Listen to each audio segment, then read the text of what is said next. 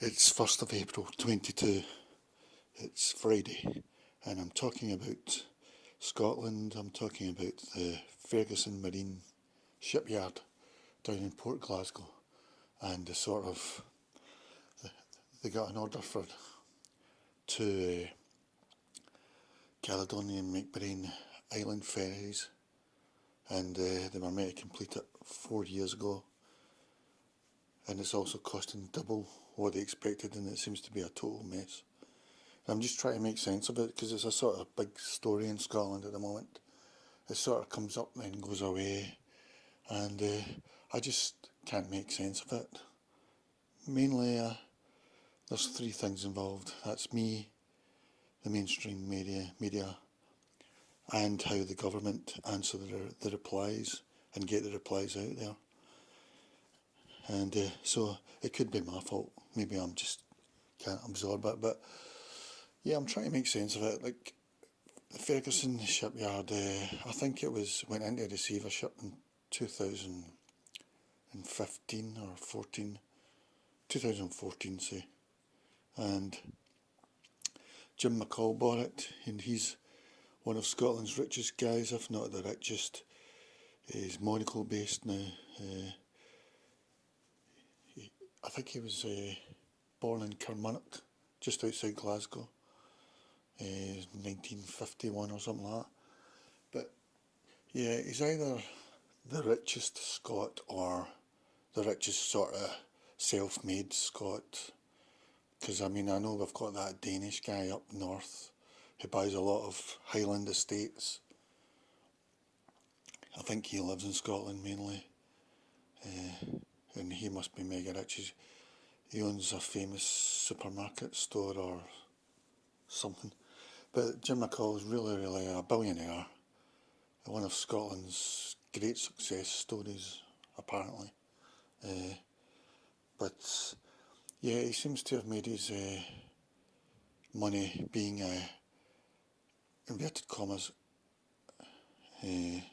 company doctor, where he sort of helped companies get out of bad situations if they're failing and that. And then he went on to run his own business and all that, and he bought Clyde Blowers, which was a failure company, and then he made it into a multi-million company. It looks as if he bought a lot of competitors and stuff like that, so he made it into a big success. I think around 2005 he maybe sold it or something, I don't know, but that's where he made his billions. And so he must have taken on Ferguson shipyard, and he put in a bid for two Caledonian McBrain Island ferries around about 2015, I think. Scottish Government gave him it. But then it just seems to have all went squinty, like they were maybe finished within 3 years or something, or 2 years. Yeah, 3 years I think. And they had to redo them and stuff. They had to scrap what they were doing or got things wrong. So there was a big audit and all that, and in 2019 they went into receivership. So, and then the Scottish Government took over it, and by the way, in 2014 he was pro-independence. I think in 2015 he changed his mind, I don't know why, and so in 2019 the government sort of bailed it out, the Scottish Government, and I don't know what happened, but the ships still haven't been built, and it's 2022, so, and now it says it's cost about 250 million, which is more than double what it was meant to be. And the likes of the Tories are asking what was the refund, what was the compensation things and all that. And Nicola Sturgeon's saying, we're glad we saved the shipyard. She says she's not horrified, but she's dismayed about how it's went. But she's glad she bought the shipyard and it has a bright future. But I'm just wondering, I just can't make sense of it, because Jim McCall is saying that, well, he's sort of saying it was the government's fault. I don't know how, but he keeps saying stuff in the papers and in the media. But I blame the mainstream media, because the mainstream media and the Scottish government, for me, not understanding it, because I just can't make sense, because Jim McCall says stuff. I mean, the SNP, they need to put a referral thing on their tweets or whatever, refer to the statement from the government about it, so I can go and look and see what they say about it, whether it's the government website or the SNP website. Because I mean, now that I'm looking at it, it looks like it happened under Jim McCall's fault, but he's doing enough to muddy it in the media, and the mainstream media are sort of not helping and making it clear. I mean, if he is clearly at fault, then, you know, because Kate Forbes said yesterday that the problems were purely to do in the construction period after the contract had been signed. So she's saying that it was under Jim McCall's company's way of handling the construction. That's where all the problems occurred. But I don't know, it's just one of those confusing things. It's just frustrating that I can't get a clear answer from a Scottish government website or the mainstream media, because it's just, everything gets muddy. You know, Jim McCall certainly doesn't seem to be saying, I totally hold my hands up that I'm to blame, or his company was to blame.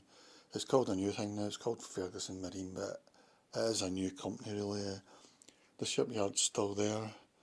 Nicola Sturgeon said this week that 400 people are employed, most of them locals. And I don't know if it has a bright future. She says it does, but I don't know.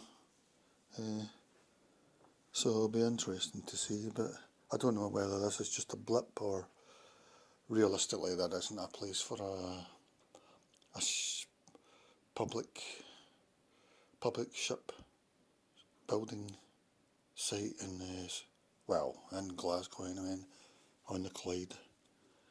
I've driven by it a few times. I mean, it's a nice enough looking port, but in a way I wish all those sort of old shipbuilding things were away from the Clyde, so just for the scenery, you know, because we've got further in the Clyde on the other side, we've got the defence contractor one, which is meant to be a really successful one, but maybe that's just getting government contracts, you know.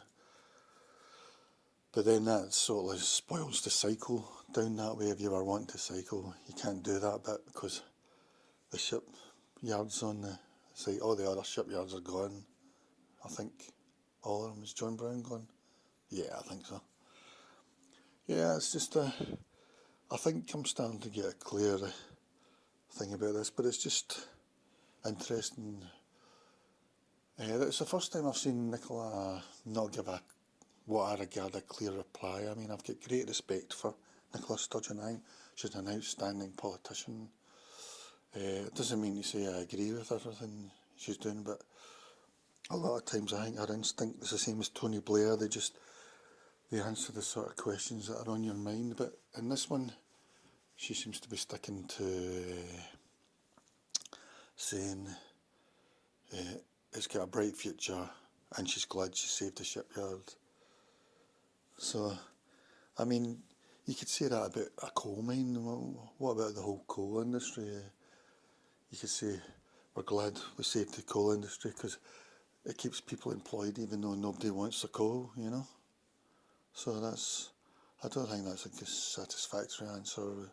Maybe they're still waiting for more info on what went wrong with these two ships, but you know, because the big public ownership thing, these yards, they were literally there in the 70s for the workers. They weren't there to actually produce anything that made a profit, or, you know, or that's how I perceive it. But yeah, good luck. We'll see how it gets on. As Nicola says, it's got a bright future at Ferguson Marine, but there you go. Confused, but I feel that at the moment it does seem that I felt that Cape Forge yesterday sort of, well, indirectly put the blame on Jim McCall's company. So I suppose he's worried about, he's a billionaire company doctor, you know. It doesn't look good, but it would be nice if we could fully understand what was happening.